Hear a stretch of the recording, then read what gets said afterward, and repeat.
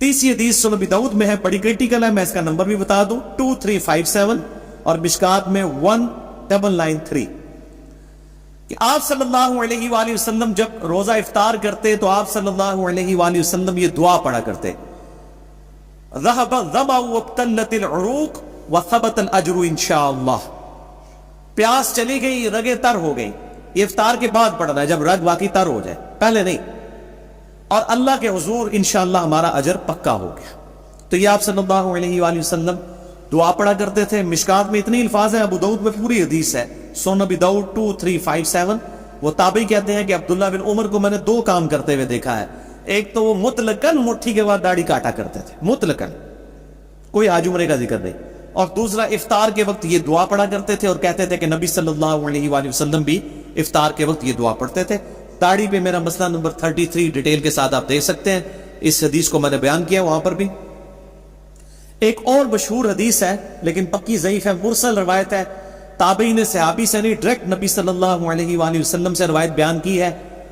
इसको हम कहते हैं मुरसल, छूटा हुआ वास्ता, मुनक़ते है। मुआज़ बिन ज़ुहरा ताबी से कि नबी सल्लल्लाहु अलैहि वसल्लम दुआ पढ़ते थे, अल्लाहुम्मा लका सुम्तु व अला रिज़्क़िका अफ़्तरत। लेकिन ये रवायत मुरसल है, छूटा हुआ वास्ता है, ज़ईफ रवायत है और इसको भी खालिस नहीं आने दिया है। पहले रवायत ही जाली थी, इसमें भी लोगों ने अल्लाहुम्मा इन्नी लका सुम्तु व बिका आमनतु व अलैका तवक्कलतु व अला रिज़्क़िका अफ़्तरत। और मिलावट और शायद भी मिलावट पाई हुई है। ये दुआ वैसे ही कमजोर थी और बिल्कुल छूटा हुआ वास्ता था और बाकी जो साथ मिला दिया। और फिर कहते हैं कि क्या इसमें कौन से अल्फाज गलत है। भाई बुखारी और मुस्लिम दोनों में हदीस मौजूद है। बुखारी में 247 है और मुस्लिम में 6882। एक सहाबी को आप सल्लल्लाहु अलैहि वसल्लम ने दुआ तालीम फरमाई, उसमें अल्फाज थे बिनबिय्यिकल्लज़ी अरसलत, मैं ईमान लाया उस किताब पर जो तूने अपने नबी के साथ नाजिल की। उस सहाबी ने दुआ में पढ़ दिया बिरसूलिका, मैं उस किताब पर ईमान लाया जो तेरे रसूल के साथ नाजिल हुई। रसूल सुपरलेटिव डिग्री है, नबी तो छोटी डिग्री है। उसने नबी के अल्फाज को रसूल कर दिया, आला काम किया, नेकी का काम। लेकिन आप सल्लल्लाहु अलैहि वसल्लम ने फरमाया बिनबी का कहो, वही कहो जो मैंने तालीम फरमाया। यानी बिनबी का कहो, बी रसूली का भी नहीं पढ़ सकते। ये जाए कि बंदा खुद से जी वो वाकिना अज़ाबुल कब्री, वाकिना अज़ाबुल हशरी, पता नहीं क्या कोई दाखिल किया हुआ है। कुरान में दुआ आई हुई है मेरे भाइयों, सूरतुल बकरा में, बुखारी और मुस्लिम में मौजूद है, रब्बना आतिना फिद दुनिया हसनतुम व फिल आखिरति हसनतुम व क़िना अज़ाबन नार। या बुखारी और मुस्लिम में है अल्लाहुम्मा रब्बना आतिना फिद दुनिया हसना व फिल आखिरति हसनतुम व क़िना अज़ाबन नार। दुनिया में सब कुछ दुनिया आ गया, आखिरत में कब्र आखिरत की मंजिलों में से पहली मंजिल है। बुखारी और मुस्लिम में हदीस है वाकिना अज़ाबन नार, वाकिना अज़ाबन नार, रब्बना आतिना फिद दुनिया हसना व फिल आखिरति हसना। आखिरत की हसना होने में अज़ाब कब्र से भी, अज़ाब महशर से भी और इसी तरीके से पुलिसरात, ये सारी चीजें वफिल आखिरती हसना में आती। और वाकिना अज़ाबन नार में तो अल्टीमेट कामयाबी आ गई, अल्हम्दुलिल्लाह। चौथी हदीस शोबुल ईमान, इमाम पई हकी की किताब में है और शरह सुन्ना इमाम बगवी की किताब में और मिशकात में 1992 है। आप सल्लल्लाहु अलैहि वसल्लम ने फरमाया, जो शख्स किसी रोजादार का रोजा इफ्तार कराए या किसी मुजाहिद की तैयारी करवाए तो उसे भी उस रोजादार और मुजाहिद के मिस्ल सवाब दिया जाएगा। अल्हम्दुलिल्लाह। अब ये मुजाहिद को मुसलमानों का गला ना काटने गया हो जो वाकई जिहाद हो, ये उस कॉन्टेक्स्ट में।